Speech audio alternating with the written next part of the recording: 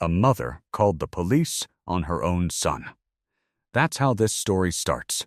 Not a federal surveillance program, not an intelligence tip from a foreign government. A mom, worried about her 19-year-old kid's behavior, picked up the phone. And because she did, the FBI says they stopped what could have been one of the deadliest domestic terror attacks on American soil in recent memory. Let's talk about what actually almost happened here, because most people scrolled past this story in 30 seconds and have no idea how close this came to being a mass casualty event at the White House itself.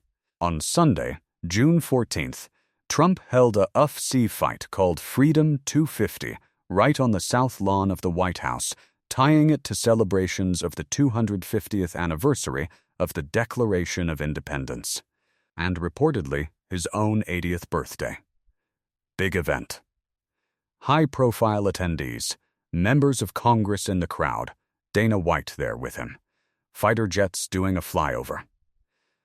The kind of spectacle that draws massive attention and apparently, according to federal prosecutors, the kind of attention that drew in people planning to kill as many of those attendees as possible. Here's the plan, according to court documents unsealed this week. A 19-year-old from Danville, Ohio, named Tyson Proper, allegedly wanted to jumpstart a revolution in this country. His plan, and I want you to actually absorb the mechanics of this because it's chilling in its specificity, fly explosive-laden drones over the north side of the arena and detonate them, forcing a mass evacuation of the crowd.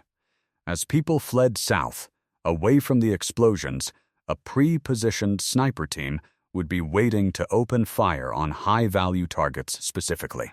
U.S. politicians the group had identified as supporting Israeli interests, and after the shooting, a second wave was allegedly planned to storm the actual White House gate. Drones, bombs, snipers, a second wave assault on the White House gate. This wasn't some vague online rant. According to the FBI, this had moved into what a retired agent called organized political violence with specific targets past ideology into actual operational planning. The man allegedly running the planning operated under the username Shepherd, identified by investigators as Abraham Hermosillo Alvarez of Nebraska. According to court documents, he used Signal, an encrypted messaging app, to direct staging locations, sniper positions, drone flight paths, escape routes, and communication protocols among the group. He allegedly told other members to obtain as many and as deadly explosive-capable drones as we can get. That's a direct quote prosecutors pulled from the chat logs, not vague rhetoric, a direct instruction to maximize the death toll. And it gets darker. Alvarez allegedly provided a photo and directions to a designated safe zone at an old church in Nebraska, somewhere the group could regroup after carrying out a mass casualty attack at the seat of the United States government. They had an escape plan. They had a rally point. This wasn't 5 guys venting online. This was a network, with roles, with logistics, with contingency planning for after the bloodshed. 5 people have been formally arrested and charged: Tyson Proper of Ohio, Daniel Eskridge of Missouri, Abraham Hermosillo Alvarez of Nebraska, Brian Omar Roa, and Michael Allen Thomas of California. Federal investigators say Eskridge was preparing his garage as a safe house and was literally building a bunker under the floorboards of his shed. A bunker. In Missouri. For after an attack on the White House. Here's a detail that should stop you cold. Investigators have identified 23 people connected to this network. 23.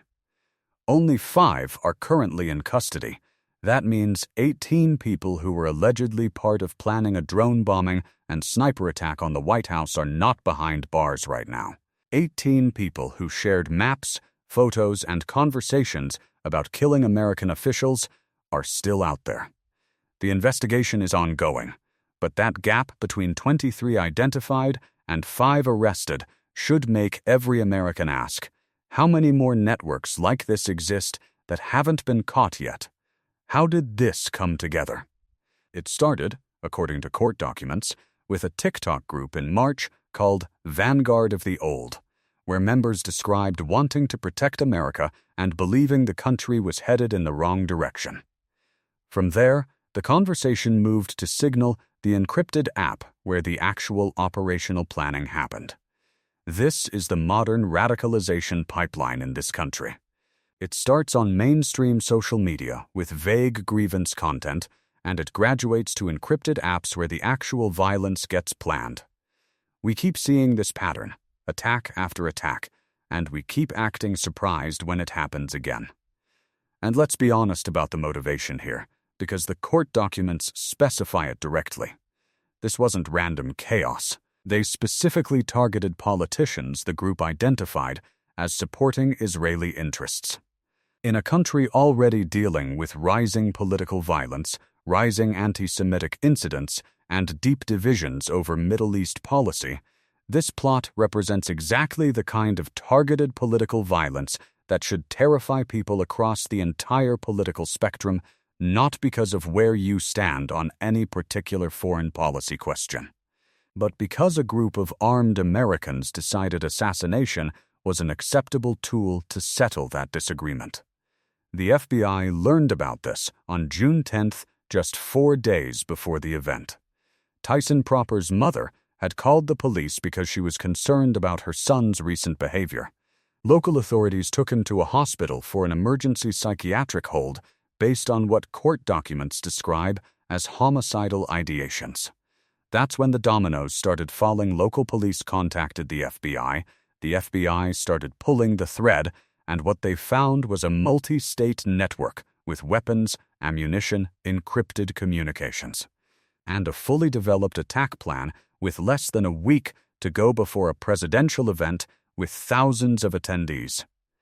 FBI Director Kash Patel called it the best of investigative work and said the Bureau is built to detect, respond to, and bring to justice those who threaten the lives of American citizens. And look, credit where it's due the agents who pulled this thread in 4 days, across multiple states, and stopped an attack before it happened, did exactly what they're supposed to do. That's not in dispute. But here's the question that should keep you up at night. This got stopped because a worried mother called the police. Not because of some sophisticated early warning system. Not because federal agencies had this network flagged months in advance, despite a March formation date on TikTok. A mom noticed her kid acting differently and made a phone call. What happens the next time the mother doesn't notice?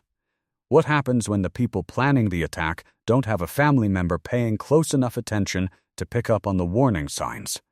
We got lucky here. Actually lucky. And luck is not a national security strategy.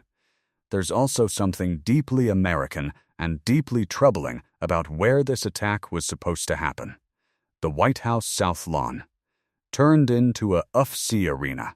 Members of Congress in the crowd as spectators at a fight night, not at a hearing, not doing the actual business of governing, but watching mixed martial arts on the lawn of the People's House, while a domestic terror cell allegedly plotted to turn that exact spectacle into a killing field. The symbolism alone, a government event built around entertainment and spectacle, nearly turned into a mass casualty attack by people who felt locked out of the political process, entirely tells you something about where this country is right now. Retired FBI agent Jason Pack put it plainly. He said the most troubling part wasn't whether every phase of this elaborate plan would have actually succeeded. Plenty of plots have logistical holes that fall apart in execution. The most troubling part was the shift he described, from online ideology into actual physical preparation. Recruitment across multiple states. Encrypted operational planning. Logistics. Staging areas, a bunker under a shed. That shift from talking to building is the exact line where law enforcement has to catch these things, because once that line gets crossed, the only thing standing between rhetoric and bodies on the ground is whether someone notices in time. This time, Someone noticed in time. A mother noticed. The FBI moved fast. 5 people are in custody, and an attack that could have killed dozens or more, including members of Congress, was stopped 4 days before it happened. But 18 more identified people are still out there. And somewhere else in this country right now, there's probably another TikTok group quietly becoming another Signal chat, planning something else, waiting for the next mother to either notice or not notice in time. This is not a story about politics. This is not about which side of any issue you're on. This is about whether we as a country are taking seriously how fast online grievance can turn into armed conspiracy, and whether we're doing enough as families, as communities, as a country to catch it before it becomes a body count instead of a court case. If this story made you think differently about how close we came to disaster this past weekend, share it. And if you know someone who's been disappearing into extremist online spaces, don't wait for someone else to make that call. Be the mother who picked up the phone.